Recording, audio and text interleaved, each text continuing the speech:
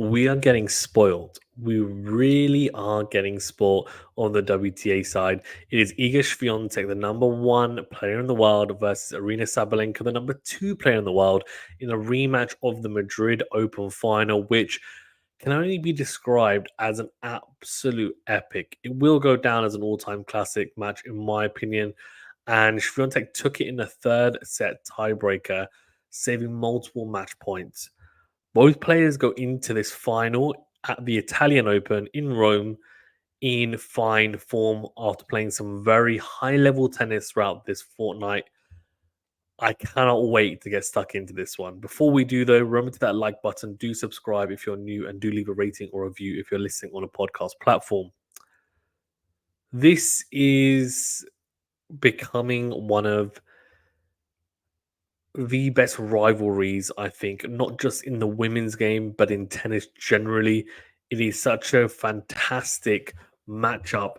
Two players with very different styles, but also with incredible form behind them. And they're clearly, alongside, I'd say, obviously Rebecca, who has also been very consistent, albeit injured at times. They've been part of this big three, which has been touted on the WTA side for these three players. And Coco Gauff, she would have been thinking, well, hold on, I'm a slam winner too. I won one recently at the US Open.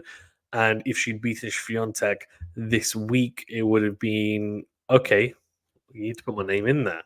She's struggling to break through and beat those three this year anyway. So, yeah, she's the second tier, but look, don't count her out, especially on clay, given her draw. But we'll talk about her in more detail when we get close to Roland Garros. What we're going to do is we're going to break this down. So, road to the final, who they played, and their route. Who did they have to come through against, and how did they look? Then I'm going to talk more specifically about style of play and how each player's looked throughout the fortnight. What advantages or disadvantages may they have, not just against each other, but also on this surface, which is a slow clay court surface in Rome, which is the most similar type of conditions to Roland Garros. So it's a great yardstick to see.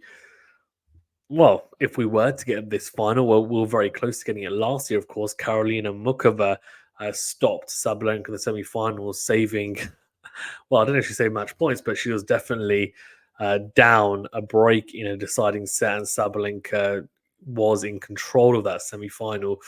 Should have come through and given us that final, but yeah, who knows what would have happened there? But we're going to get a match here to really see where Sabalenka's at on a slow clay court surface versus Swiatek. The last time they played on a slow clay court surface was in Rome in 2022, where she lost to Swiatek. The head-to-head, by the way, between the two players is 7-3 in favor of Swiatek. And on clay, it is 4-1 in favor of Iga Swiatek. The only loss was Madrid final last year, where Sabalenka won in 3 sets. And of course, Sabalenka had match points. Sabalenka won last year against Swiatek in 3 sets. And then this year, she also had match points, but didn't manage to take them. Swiatek, in the end, came out victorious, getting revenge for that defeat last year. So the road to the final, let's talk about that, and then we'll break it down a bit more tactically, even technically, and then ultimately I'll give you guys my prediction on who I think is going to win. So for Swiatek, it's been pretty good going, in all honesty. She hasn't dropped a single set, which is, excuse me, not surprising given how good she is on clay, but also just how she's able to put away and really wrap up matches quickly against so-called weaker players. So the players outside the top 5, top 10, she seems to be able to steamroll them and get a lot of bagels and breadsticks against them. Pera, Potenseva, Kerber, and Keys all fell by the wayside. Then Coco Gauff played some really, really good tennis, but still could not take a set off Swiatek. So yeah, Iga looking very, very good. Moving, as always, very easily on the surface. She's a natural mover on it for sure. In Rome, it hasn't been as straightforward for Sabalenka. She dropped her first set in her first match against Volinets, and then Yastremska Yastremska was straight sets. Svitolina, she saved match points to win that in 3 sets, and then beat Ostapenko and Daniel Collins, two very big hitters, and yeah, came out on top. And the problem with Ostapenko and Collins against Sabalenka is that Sabalenka can hit just as hard, if not harder, than those two players. But she's also got a bit more to her game. And one of the biggest areas you'd say, which is a bigger advantage, is her serve. So let's talk about Sabalenka then, because I want to talk about how she's going to look in this final potentially. The big question marks are around how she's going to fare against Swiatek on a slow clay court surface, given how she's been playing the last couple of years. Her level's improved since she faced Swiatek in Rome in 2022. One thing that I've been very impressed with in this fortnight, and not just this fortnight, but throughout the clay court swing so far from Sabalenka, is her additional patience, let's say, knowing that the surface is slow, knowing that she's going to have to be a bit more crafty, a bit more crafty in points, and a bit more imaginative. And that then leads me into her utilization of the drop shot. It's been extremely effective in the last couple of weeks. And she has clearly identified the need for extra variety and an additional tool to finish points on a slow surface. She's moving well on the clay, and what that means is that if she's confident in her movement, then she can start to disguise drop shots. She can start to come to the net a little bit as well at times. She can be a bit more proactive with the way that she's playing and add that variety needed. She's also got higher topspin ground strokes in the last few weeks than what I've seen when she first started playing on the surface this year. But it's still got the same power and penetration through the court, if not more, given, of course, that clay courts are more conducive to high topspin. Excuse me. It also helps her returning as well. She can take bigger cuts from the ball on the clay due to having more time. So that's been a real advantage, I think, as well for her. And the high bouncing surface doesn't seem to really, it just doesn't seem to unsettle her. And it might be due to the fact that she's so tall.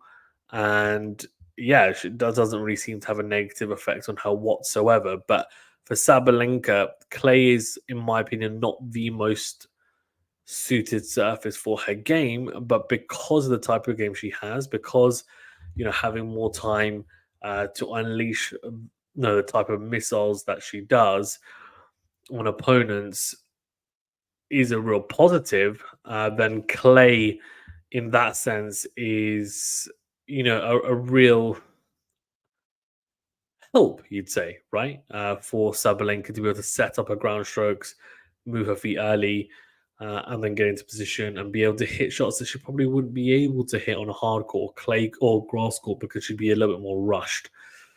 In terms of ego, well, she's the best clay court player on tour. There's just no doubt about it. Goff played very, very well in the semi-final between the two versus Iga, but just couldn't take a set off her. And Goff came out after and said if she played against anyone else on tour but Iga, she thinks she would have won that match because her level was so high.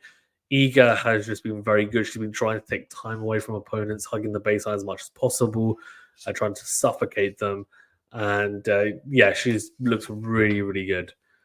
As she always does in Rome, of course, two-time champion, looking to make it a third time or a three-peat. And her level's been very, very high this fortnight. So, yeah, she is definitely the favorite, and the surface suits her game. She defends incredibly well, and she's a natural mover. Her high topspin forehand does so much damage, and she's able to open up an array of angles to drag out opponents and open up the court because of it. She just puts so much spin and ends up being able to generate so much racket speed. Just becomes so difficult, I think, for players to hang with a forehand when it's firing. Not just hang with it, but also be able to actually hit anything aggressive off it, or even neutral at times. She's got a potent kick serve as well, Swiatek, that she delivers well, and it just ensures opponents are struggling to attack it, which is a positive, of course. And one thing that I think could be really important is, in my opinion, the serve return dynamic, because Sabalenka's serve is, arguably her biggest weapon, and for Swiatek, her returning is arguably her biggest weapon. So maybe those Sabalenka service games could be extremely key, especially in the first few games of a set. If you get broken straight away, then you're playing catch up, becomes difficult. And Iga's also a very good front runner. I'll give you that, one of the best that I've seen. So, guys, thank you so much for tuning in. Really do appreciate it. Remember that like button, do subscribe if you're new, and do your rating review for this on our podcast platform. In terms of my prediction, I'm going to go for. I'd like to think Sabalenka could get close, but I imagine Swiatek will take it in 3 sets. That's my gut feeling. Let me know in the comment section below who you have picked and why for your winner. Thank you very much, guys. Stay safe and well, and we'll see you in the next video.